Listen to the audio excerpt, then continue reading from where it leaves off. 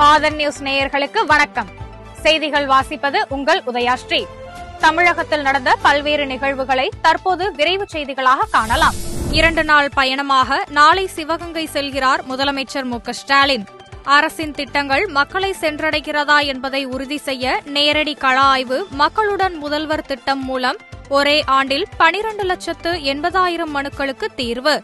அமைச்சர் KKSSR ராமச்சந்திரன் தகவல். பரந்தூர் விமான நிலைய எதிர்ப்பு போராட்டத்தில் ஈடுபட்டு வரும் மக்களை சந்தித்தார் தவேக தலைவர் விஜய். கட்சியினரும் பொதுமக்களும் அதிக அளவில் திரண்டதால் பரபரப்பு. போராட்டத்திற்கு சென்ற விஜய் கட்சியின் முக்கிய நிர்வாகி வாகனத்திற்கு அனுமதி மறுப்பு. விதிமுறை பின்பற்றப்படவில்லை என கூறி போலீசார் நடவடிக்கை. அண்ணா பல்கலைக்கழகம் நடத்தும் MBA, MCA மற்றும் முதுகலை பொறியியல் படிப்புகளுக்கான தமிழக அரசின் பொது நுழைவுத் தேர்வு வரும் 24ஆம் தேதி முதல் விண்ணப்பிக்கலாம் என அறிவிப்பு.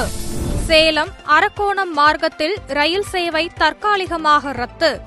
செயல்பாட்டு காரணங்களுக்காக வார நாட்களில் மட்டும் ரத்து என ரயில்வே நிர்வாகம் அறிவித்துள்ளது.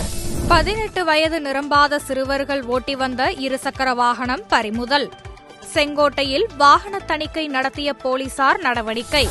மகரவிளக்கு மற்றும் மண்டல பூஜைகள் முடிந்ததால் சபரிமலை ஐயப்பன் கோவில் நடை அடைப்பு. கோவில் சாவி பந்தளம் மன்னர் பிரதிநிதியிடம் ஒப்படைப்பு. சென்னையில் வரும் 26ஆம் தேதி உழைப்பாளர்கள் சிலை அருகே நடைபெறவுள்ள குடியரசு தின விழா. காமராஜர் சாலையில் முதற்கட்ட அணிவகுப்பு ஒத்திகை. தமிழகத்தில் மத்திய அரசின் நிதி பங்களிப்புடன் முன்னெடுக்கப்பட்டு வரும் சுகாதார திட்டங்களின் செயல்பாடுகள் என்னென்ன?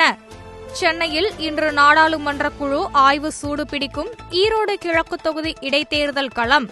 இன்று மாலை இறுதி வேட்பாளர் பட்டியல் வெளியீடு. சென்னை மாநகர் போக்குவரத்து கழகத்தில் புதிய ஓட்டுநர் நடத்துனர்களை நேரடியாக நியமனம் செய்ய வேண்டும். அரசுக்கு போக்குவரத்து தொழிற்சங்கத்தினர் கோரிக்கை. வேகமாக குறைந்து வரும் மேட்டூர் அணை நீர்மட்டம். வறண்ட ஏரிகளுக்கு அனுப்பி வைக்கும் சரபங்கா நீரேற்று திட்டம் தற்காலிகமாக நிறுத்தம். பாலிவுட் நடிகர் சயீப் அலிகானின் வீட்டுக்குள் புகுந்து கத்தியால் தாக்கிய பங்களாதேஷைச் சேர்ந்தவர் மும்பையில் கைது.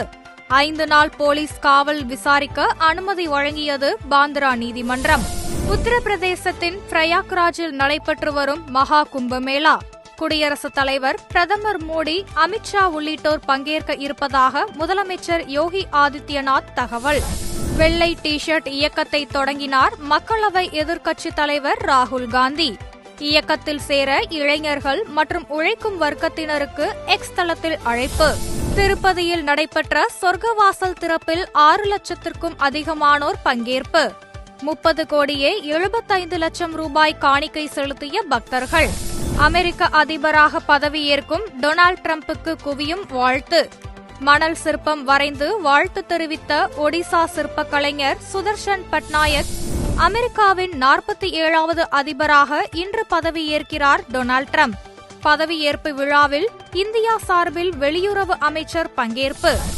அமெரிக்காவில் டிக்டாக் செயலி மீண்டும் பயன்பாட்டுக்கு வந்தது. நீண்ட கால தீர்வுக்கு டிரம்புடன் இணைந்து பணியாற்றுவோம் என டிக்டாக் நிறுவனம் அறிவிப்பு. ஆஸ்திரேலிய ஓபன் டென்னிஸ் போட்டி. கலப்பு இரட்டையர் பிரிவில் இந்தியாவின் போபண்ணா, சீனாவின் சூவாய் ஜாங் ஜோடி காலிறுதிக்கு முன்னேற்றம். மேற்கு தொடர்ச்சி மலையில் பெய்த பலத்த மழையால் குற்றால அருவிகளில் வெள்ளப்பெருக்கு. சுற்றுலா பயணிகள் குளிக்க தடை விதிக்கப்பட்டுள்ளது. தமிழகத்தின் பல்வேறு இடங்களில் பரவலாக மழை. அதிகபட்சமாக நெல்லை மாவட்டம் ஊத்து பகுதியில் 23 சென்டிமீட்டர் மழை பதிவு. தமிழகத்தில் இன்று லேசானது முதல் மிதமான மழை பெய்ய வாய்ப்பு. சென்னை வானிலை ஆய்வு மையம் தகவல். சென்னையில் ஆபரண தங்கத்தின் விலை சவரனுக்கு 120 ரூபாய் உயர்ந்து 59,600 ரூபாய்க்கு விற்பனை. 1 கிராம் 7,450 ரூபாய்க்கு விற்பனை. இத்துடன் இந்த செய்தி அறிக்கைகள் நிறைவடைகின்றன. இணைந்திருங்கள் ஆதனுடன்.